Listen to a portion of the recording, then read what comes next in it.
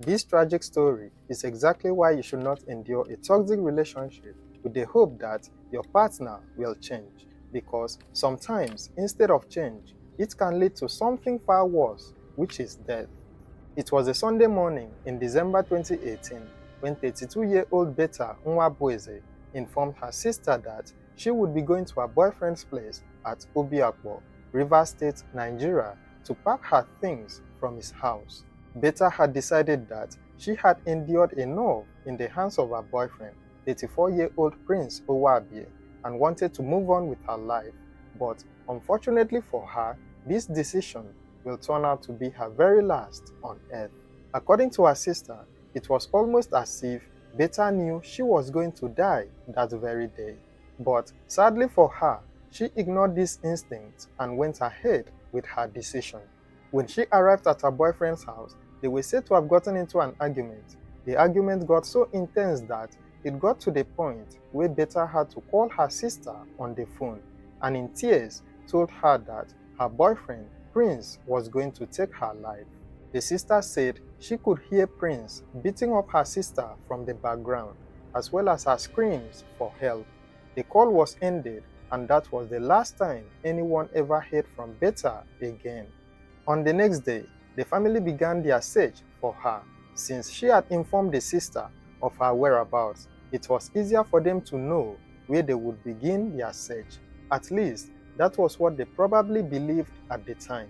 The family visited Prince to ask about their sister, but to their greatest surprise, Prince claimed he hadn't seen Betha and that she never visited him. If the sister never had a conversation with Betha, who was in tears while asking for help the previous day, she would have probably second-guessed herself and maybe thought that she was hearing things that never existed. However, Betha did not only tell her where she was going, but also called her from that same location to ask for help. Prince insisted that he hadn't seen Betha and that she never visited him that Sunday. The family decided to widen their search by asking her friends and relatives, all in a bid to pinpoint her pregnant sister's whereabouts. However, all efforts to locate Betha proved abortive. At this point, they had no other option than to get the police involved. The family filed a missing persons report at the Kala police station in Port Harcourt, while they also continued their search with the hope that their pregnant sister would eventually turn up. While filing the report, the sister had revealed to the police that the last time Betha was seen alive was on Sunday, December 2nd, 2018, and that she had informed her she would be visiting her boyfriend, Prince Owabie, in order to pack her belongings and finally move out of his house for good. Coincidentally, Prince was said to have confessed to his friends about what he had done to his girlfriend. The friends he confessed to were then said to have tipped off the police about the heinous act.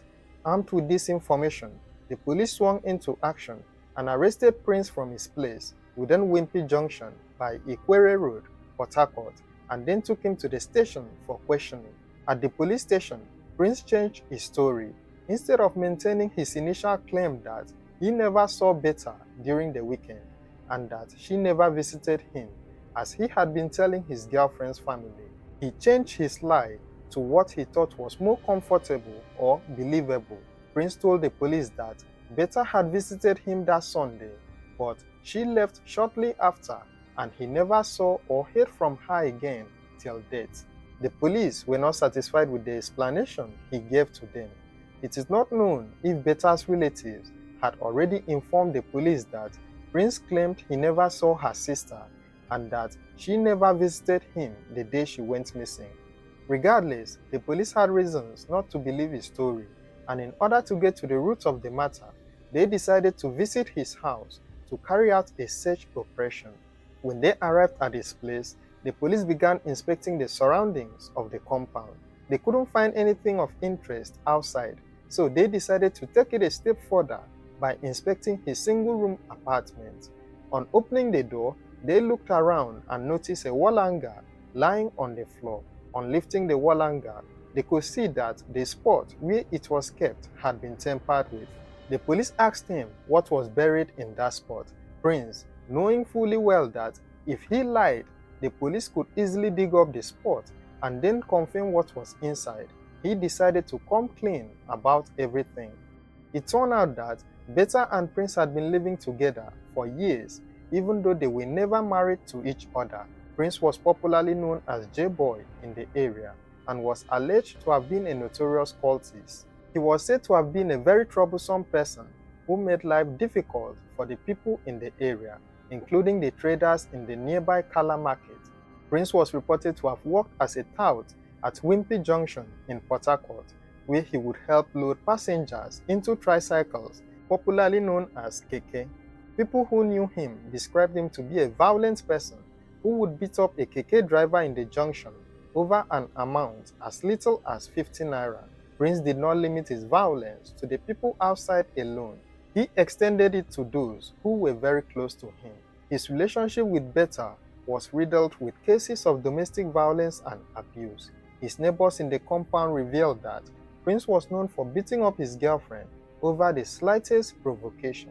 When dishing out this assault, he would also challenge and threaten to deal with any neighbor who tries to rescue Betha from his onslaught.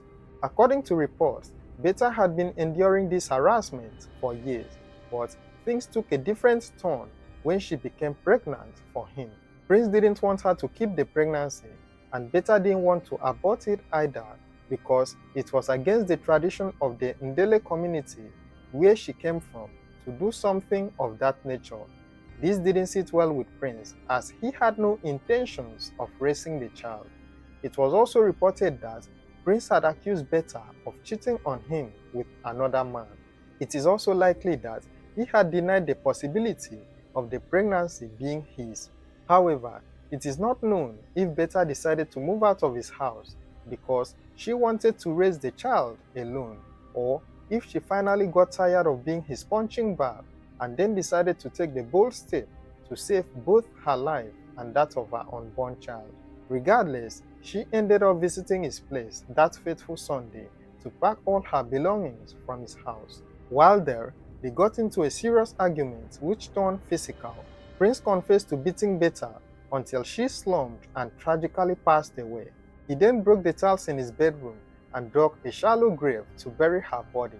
Since the spot was not large enough to contain the body, Prince was said to have butchered her before she could fit perfectly into the shallow grave. After committing this heinous act, he filled up the spot, covered it with concrete, and then placed a wall hanger over it.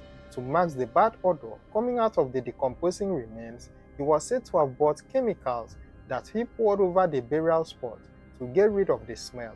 Prince slept in the exact same room until he was arrested 2 days later. After making this confession, the police revisited the crime scene to exhume the corpse for proper burial. However, Betha's family was not going to let their daughter get buried as though she passed away naturally. It turned out that Betha's tragic death did not only bring grief to her family, but also invoked a unique cultural obligation that must be fulfilled according to the customs of her community. In the Ndele community where she came from, it is customary for a man responsible for an unmarried woman's death, especially under such circumstances, to complete her traditional marriage rites, even in death. This is believed to restore spiritual balance and prevent potential misfortune from befalling the deceased family.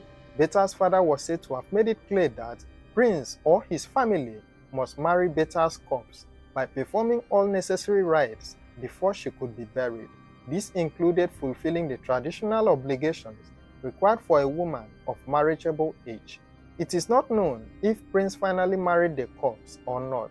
There are also no news reports or court documents showing that Prince was ever convicted of this crime. It is possible that he was convicted without making the news. Regardless, this was a very sad and disturbing case. It shows the need to never stay in a relationship that is filled with abuse or frequent quarrels, because things could escalate very quickly into something fatal. May Betha's soul continue to rest in peace. If you've learned something from this story, please like, share, and subscribe to this channel for more true crime stories. Thank you for watching and stay safe.